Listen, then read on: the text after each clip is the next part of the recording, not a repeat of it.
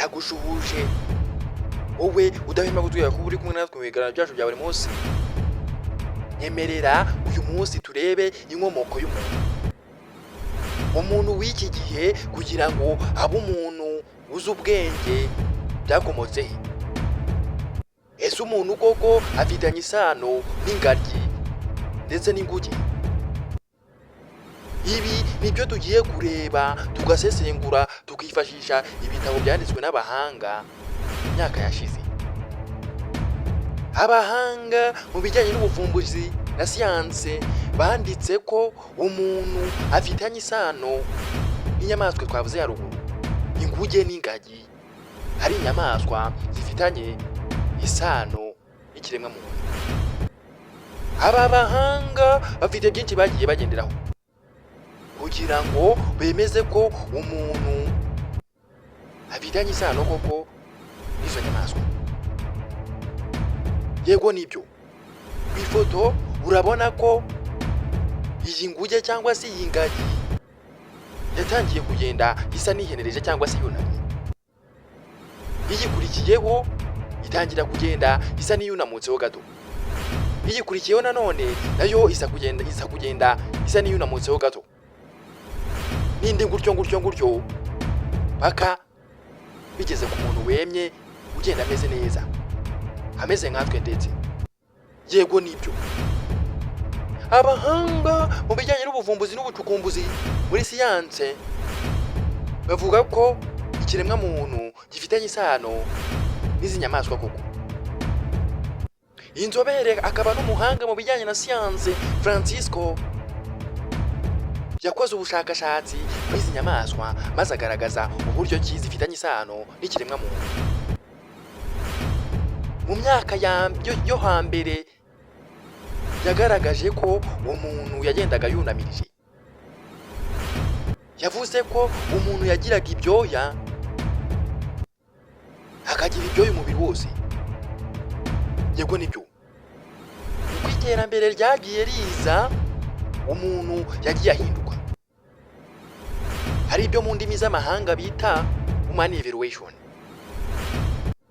ihindagurika cyangwa se uko umuntu yagiye ahindagurika. Umuntu byatangiye agenda yinamirije cyangwa se yunamirije, cyane cyane nk'ibyo tuzi ku ngagi ndetse n'inguge.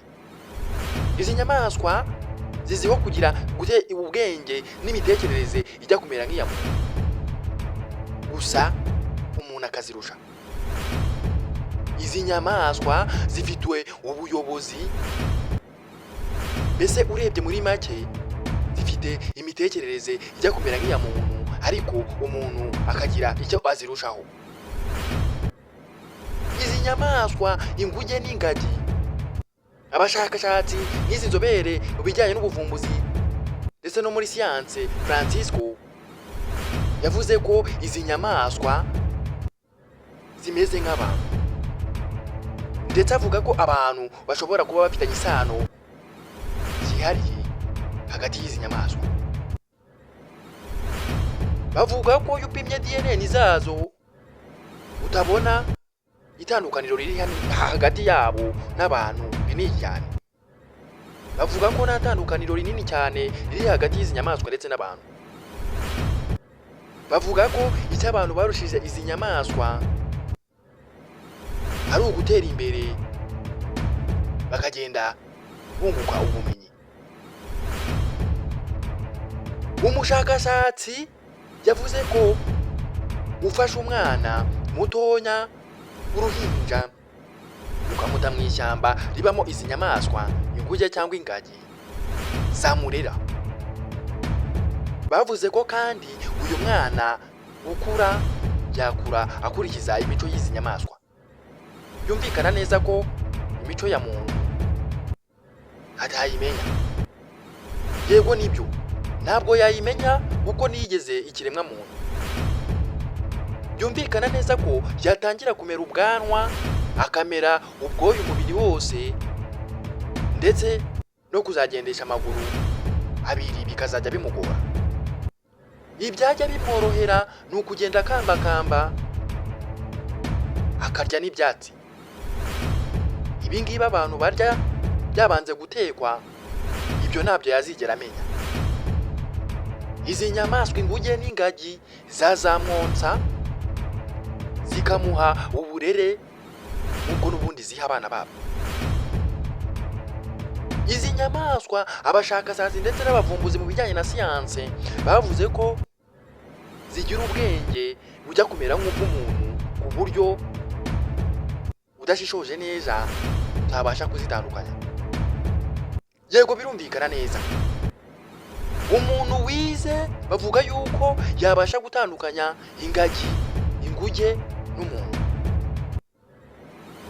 Babivuga bashingiye ko izi nyamaswa mu bijyanye n'imiterere yazo zitandukanye n'umuntu, ariko mu mitekerereze bakavuga ko bijya gusa. Yewe no mu gihagararo cyangwa se muri fizikali ntabwo bitandukanye cyane, kuko nitujya kureba mu bice bimwe bigize izi nyamaswa ubisanga no ku bantu. Ingagi igira ikirenge kijya kumera nk'icy'umuntu kandi ikagira n'amano 5, no ku ntoki nuko igira intoki 5 ndetse n'ikiganza kijya kumera nk'icy'umuntu. Izi nyamaswa abashakashatsi ndetse n'abavumbuzi mu bijyanye na siyanse bagaragaza ko zifitanye isano yihariye n'ikiremwa muntu. Bavuga ko izi nyamaswa uzishyize mu bantu zikiri ntoya zabasha nazo kumera nk'umuntu, zikagira imico nk'iy'abantu ndetse zikagenda nazo zimpuminga cyangwa se zitera imbere no mu mitekerereze yazo. Kuko abashakashatsi ndetse n'abavumbuzi mu bijyanye na siyanse bagaragaza yuko izi nyamaswa zigishijwe zibasha gufata ibyo zigishijwe.